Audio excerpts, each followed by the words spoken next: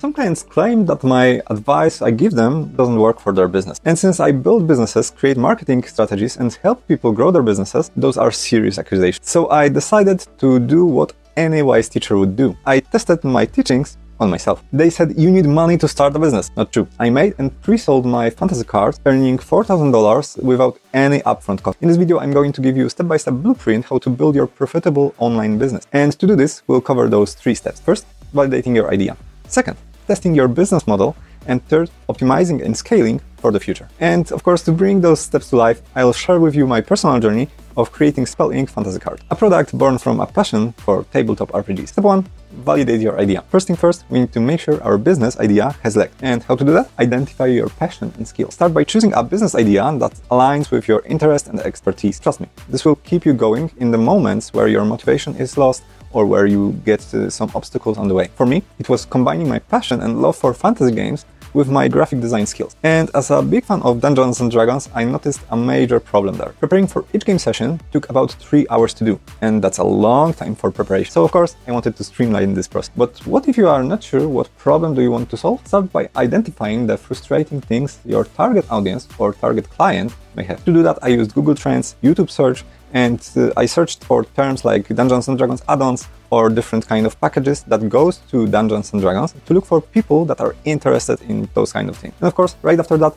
I noticed some marketplaces and different forums that those people were gathering, and I filtered those as well. My goal here was to make sure that there is enough people to make my product come true. So there will be enough clients to pay for whatever I want to produce. And of course, that comes to finding a market that has enough monthly searches. And how to define if there is enough? To find that, you need to have your magic number. It's a number of dollars or any other currency that you want to achieve from your project. Right after that, you want to more or less calculate how much your product will cost. And from that, you need to calculate how much sales you need to have in a month to make that magic number. So when you have those 2 magic numbers, you want to analyze your potential markets. And to do that, you want to investigate your monthly searches compared to the amount of sales you can make. And to be on the safe side, apply the 1% rule. What is it? It's simple. You make an assumption that only 1% of your potential clients will buy your product. And you want to know if this 1% only can bring you to this magic number you search.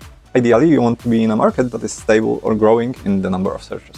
But here's a $1 million question. What problem do I solve? There are 3 types of problem. A burning problem, like I can't walk, a regular problem, like my knee hurts, and just annoyance when my sock keeps slipping down. And ideally, you want to tackle those first or second type. I started testing my ideas by posting on Facebook groups and Discord servers focused on fantasy games. The positive feedback I received there was a real market willing to spend money on those cards. It was definitely a burning problem for them. And as a side note, in this moment, you want to make a list of different ideas and problems that you want to solve. Some of those ideas will work, and some will not. In my case, it was the first idea that I had, and I was lucky. But in case of my clients, it's mostly the 5th or 7th idea that is good enough to make the business going. Gathering feedback. Since the response of those groups were really good, I collected initial feedback and ideas for the card design through the various channels. To do that, I made free surveys, I used Google Forms, I was asking questions on Reddit, Facebook, and Discord, everything that I could do to get some information from my potential clients. And I tell you, it is a goldmine of good options and ideas. When people are in really burning problem, they are really honest and open to share the ideas for the solution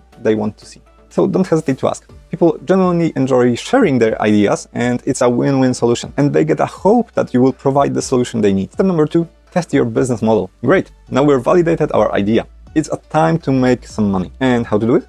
To do that, develop a simple version of product or your service that addresses the core problem. It's called Minimal Viable Product. For Spell.ink, my MVP was straightforward. It was just a set of digital fantasy cards, nothing fancy, no graphics, no designs, just a plain model to test if the solution is good enough to work. And I tested it with simple black and white printer and some handwritten card. It wasn't perfect, but it didn't have to be. The goal? To show how the system works. I wanted to demonstrate that those cards can tackle the main issue. And remember, most of my clients are doing it wrong. They make flashy and really polished MVP. That's not the case here. You want to only show the concept and test if it works. If it don't, just jump to the next idea that you had on the list that had chances to gain enough audience to make money, acquiring initial customer. And finally, now we're talking about making money. To get clients, you don't need a big budget. And my budget was exactly $0. And to do that, try those 3 strategies. First, use social media marketing and reach to the audience that is genuinely interested in your product. When you did your first step really well, where you were searching for an idea, Some people may recognize you from the previous questions, polls, or forms that you posted and asked some questions. Second, create a content that is talking about this problem to attract potential clients. You want to show them that you found a solution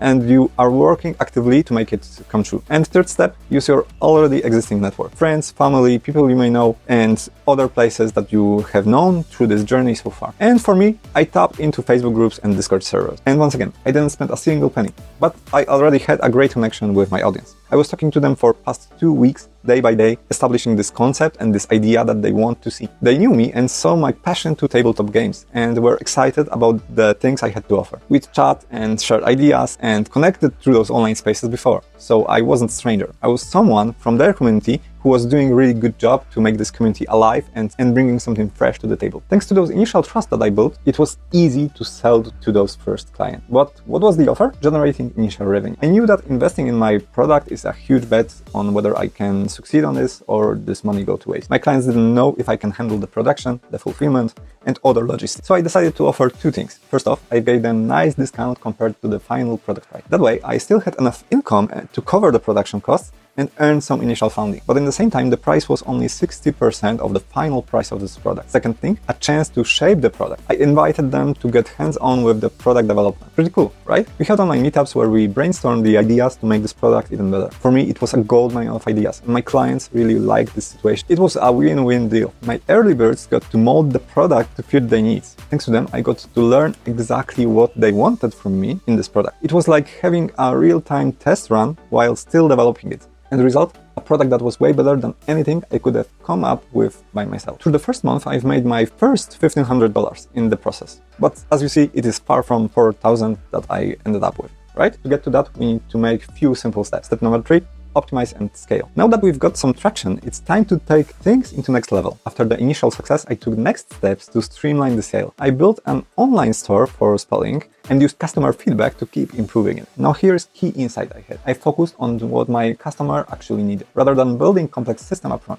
This allowed Spell.ink to grow naturally based on the real demand. The customer-first approach was paying off, setting a stage for even bigger things in the future. Optimizing operation. The more clients I got, the more streamlined my process should be. So far, I have been doing everything without any organization. I was creating this product based on what I heard from my clients, and I didn't have any systems and methods for tracking the feedback or orders or packaging. To address this, I decided to bring some structure to this project. I used Notion to manage it, and it turned out to be a great decision. I was able to organize various processes like sales, packaging, and created few databases that were easy to search through, enhancing marketing effort. Now, when the systems were in place, it was time to double down on my marketing game and reach even broader audience. I made simple list of things I could do to boost my marketing without spending a single dollar. The list was really long, but those 3 ideas stood out really well. First was content marketing. I was already doing it, and I noticed that when I shared previously my updates and how the project was developing, people were really grateful, and they were eager to spread the word about my project and became my clients in the end. The second idea was to make a personal outreach. So for those people who only liked my post or were in conversation for some time, I personally reached out to them and messaged them if they liked to buy my product. So far, I had great success, and I could share every step that I made so far in the short time that I was designing my product. So most people that I reached out to became my client. And the third idea was to collaborate with the various influencers in the RPG scene.